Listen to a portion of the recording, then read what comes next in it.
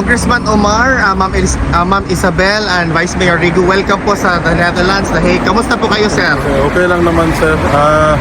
First time ko talaga mag-visit yung punta dito. Ganda naman.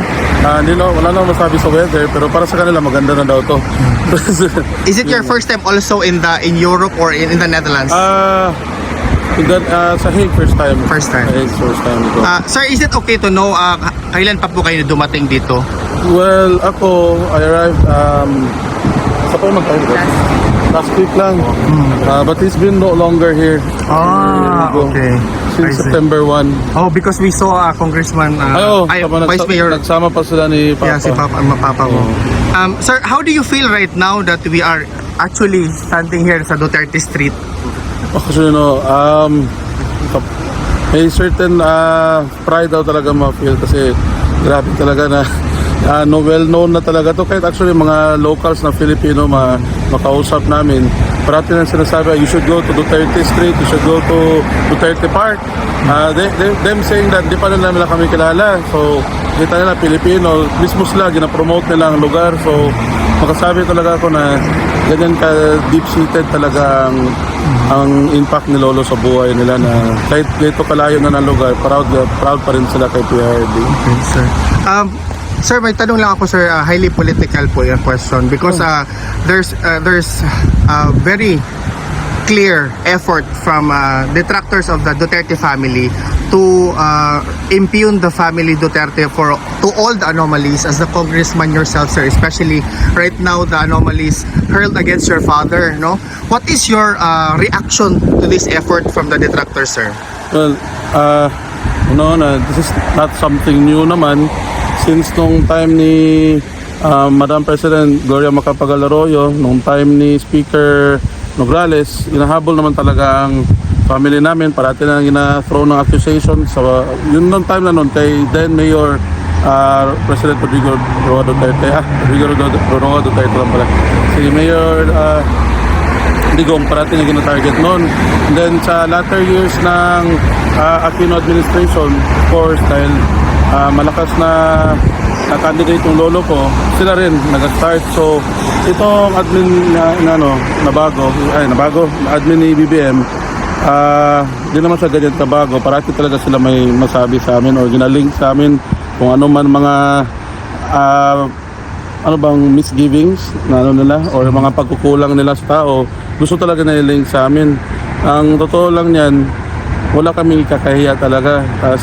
As sa mga statement ni Papa, ni Congressman Pulong, you can check, you can go to the city, go to the first district, Papan. You can see na lahat ng projects, wala naman kaming ghost project, hindi sikat ang multo sa amin eh. Walang ghost project sa amin. Lahat talaga ng kung ano man sinasabi na budget na bigay kay Papa, napunta talaga sa use na magamit ng tao up until now. Of course, yan talagang legacy ng pamilya since noong time ni PRD, build talaga.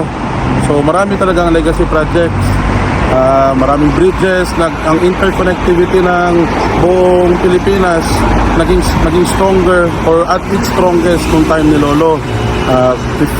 Speaking about legacy projects, wala akong masabi sa ngayon na administration. Okay. Sir, do you have already a schedule for you to enter and visit your lolo? Unfortunately, wala pa.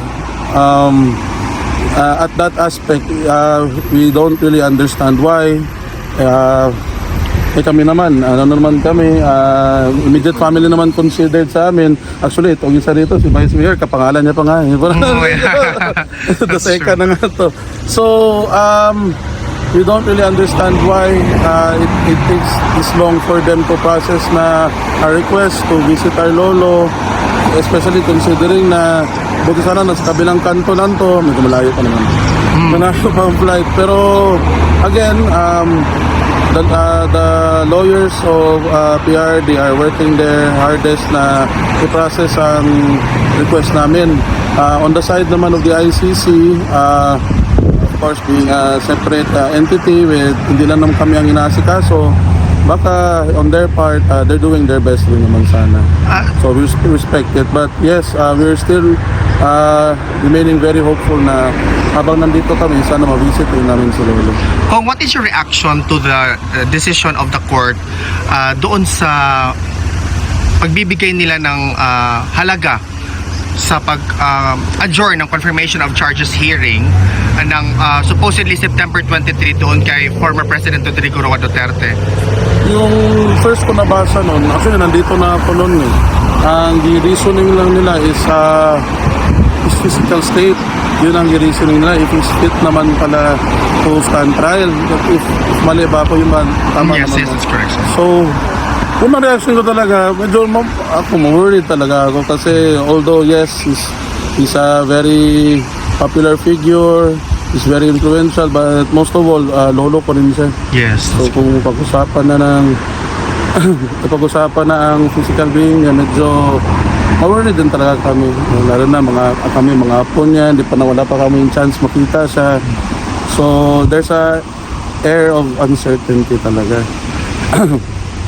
So yun, pero the attorneys naman, pinapadagaan naman nga loob namin na he's really fit naman, he's okay. Yun lang, being 80 years old, hindi naman siya ganyan ka malusog talaga. So it's in a very fragile state. Kung, do you have a message to the detractors of the Duterte's family in general with their what people call excessive effort to impugn your family? So, to the detractors, magsabi ba ako sa inyo ng good evening? I know that they tend to connect everything to our family. They tend to every mistake, every fault, especially the absurdity of it. Na for example, the Taal what is that? The Sabongeros, connect pa sa amin. I know that there is a certain absurdity na makonect pa yan lahat sa amin.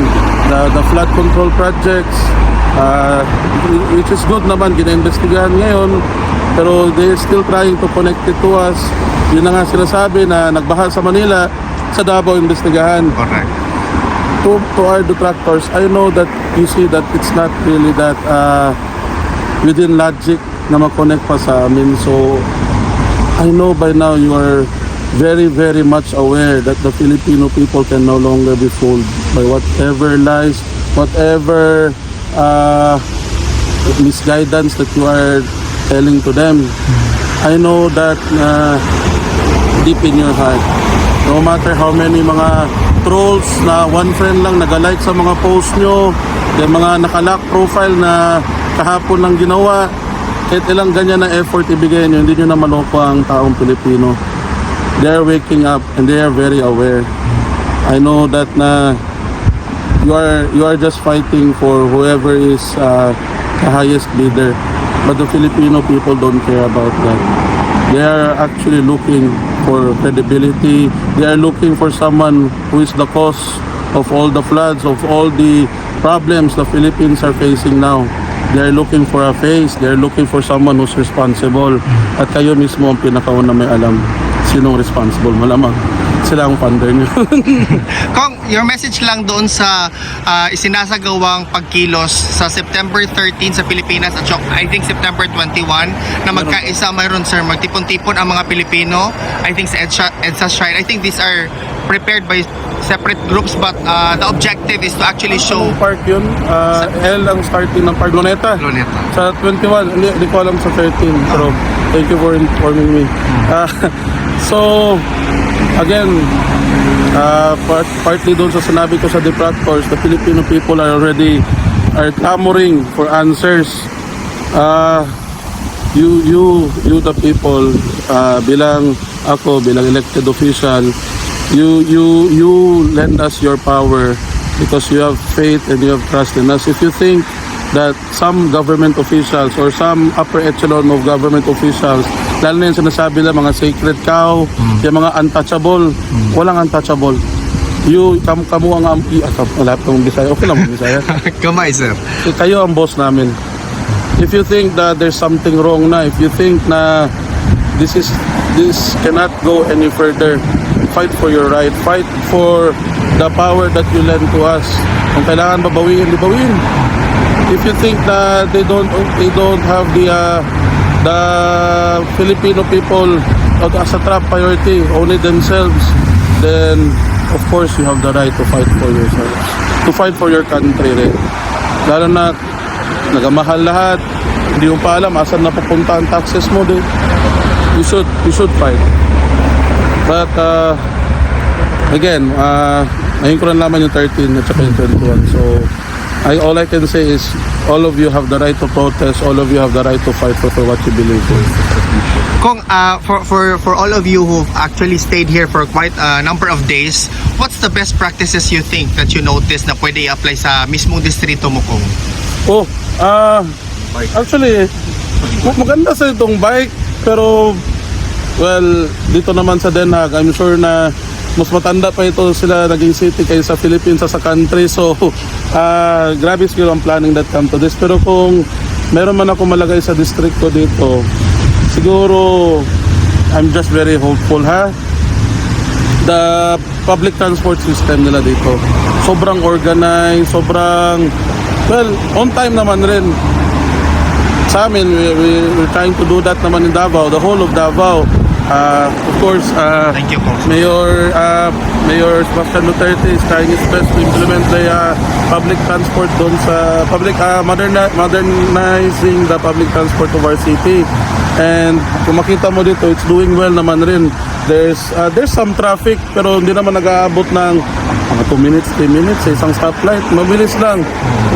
Wala naman nagdadali dahil siguro sa public transport. So if yan talaga siguro ang sagot, not only in my district but the whole Philippines, dapat talaga ang public transport. Malamang meron dito mga nakasuit, nakawaw. Tama ba yun ang word? Nakawaw? Nakawaw na masabay namin sa tram, masabay namin sa train. So yan ang isang pinakamagandang side na nag-work talaga ang public transport system, kasi kahit yung mga mamayaman, nagasakay rin, ginagamit rin nila. Actually, Kung, you share the same observation kay Vice President Inday, mobility option daw. Yun na Na-observe niya. Pareha na kami makita.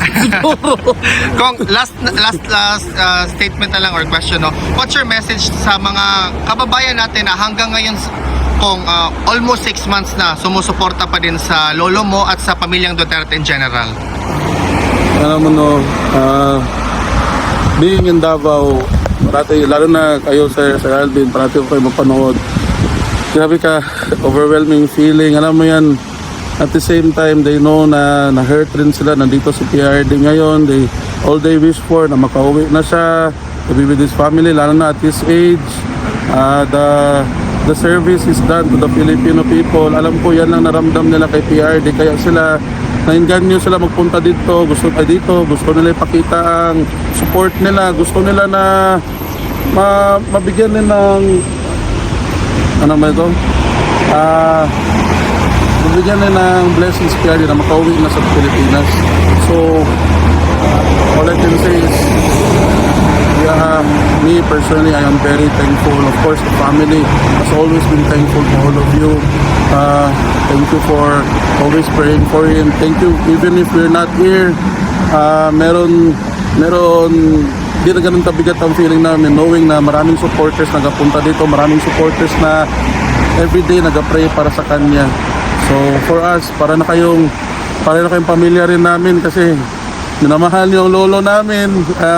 Mas marami pa kayong days nandito kaysa sa amin. So from the bottom of my heart, daghang kayong salamat. Thank you. Daghang salamat, Kong. Sir, thank you, sir. Thank you, ma'am.